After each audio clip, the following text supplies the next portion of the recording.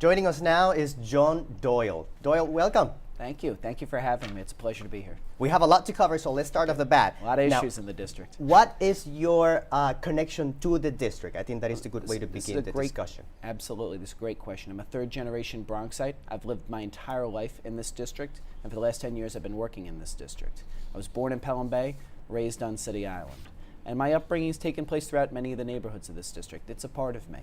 So as the seat became vacant due to term limits, I looked around at some of the issues we're confronting, from the transportation crisis, getting into this building, also some of the largest commute times in the city.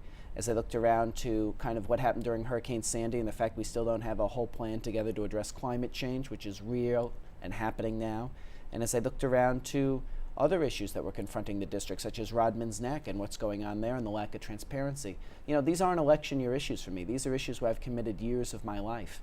And I want to make sure we have somebody in that city council seat who's going to hit the ground running to effectively deliver results for our district.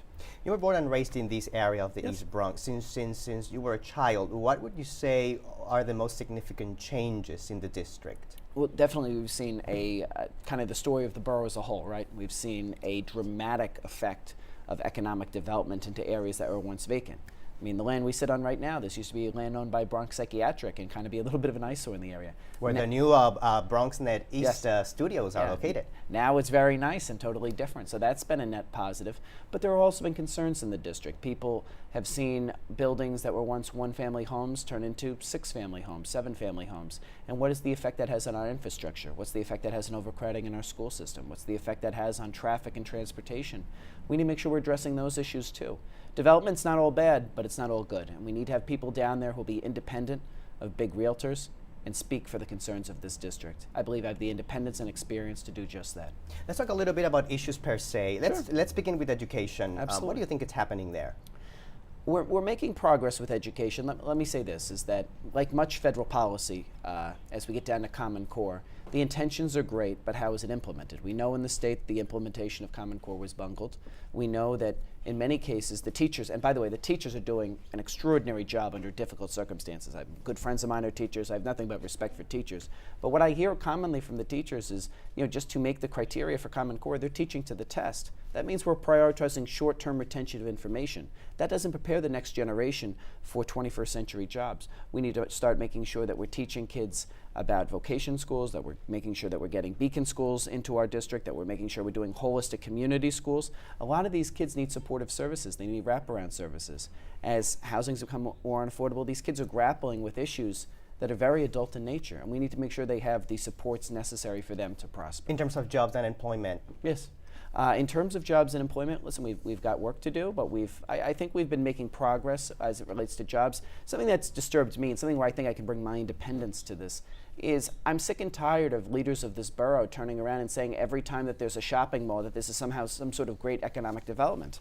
These are non-union, minimum wage jobs that frankly don't provide for the next generation, yet we accept it.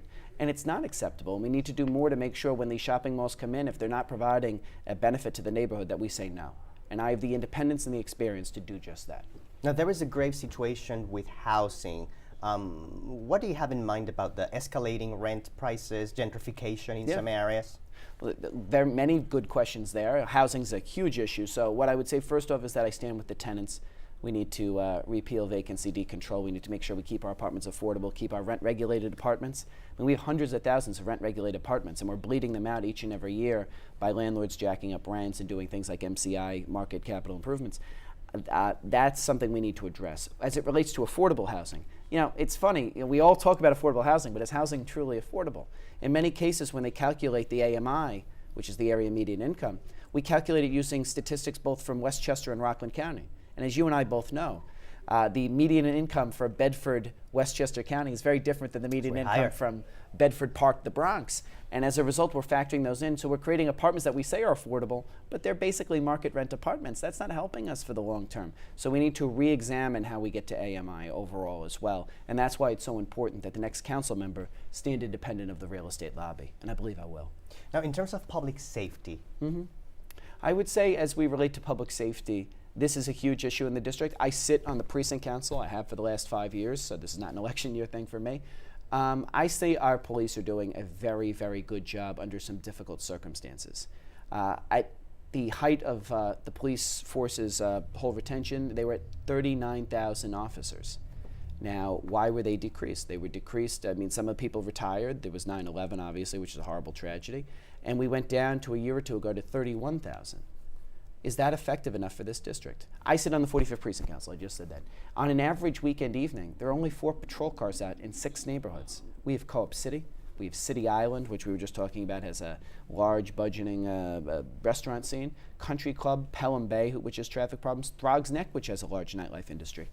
Is that enough for us? I don't think it is. So we need to re-examine and try to get more police on the ground. I'm all about neighborhood policing, getting cops out onto the beat, interacting with the neighborhoods they serve, and kind of accelerating that process for our districts.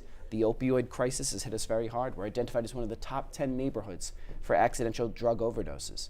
Now, if the drugs are illegal, last I checked they were, yet we're being told we're a low crime precinct, that doesn't make sense. So, and again, we're never going to jail our way out of a drug problem, but we need to have a more holistic sense of the issues that are confronting this district and how we go about addressing them. And I think my experience allows me to do that. The opioid crisis brings us to talk a little bit about health. The Bronx remains to have the highest problems health-wise. Yes. Again, solutions? Yes, it's funny, and we were talking about this earlier. I might be the youngest candidate in this race, but I have the longest record of experience serving this borough. And for the last 5 years, I've been at Jacoby Medical Center, working in their public affairs department.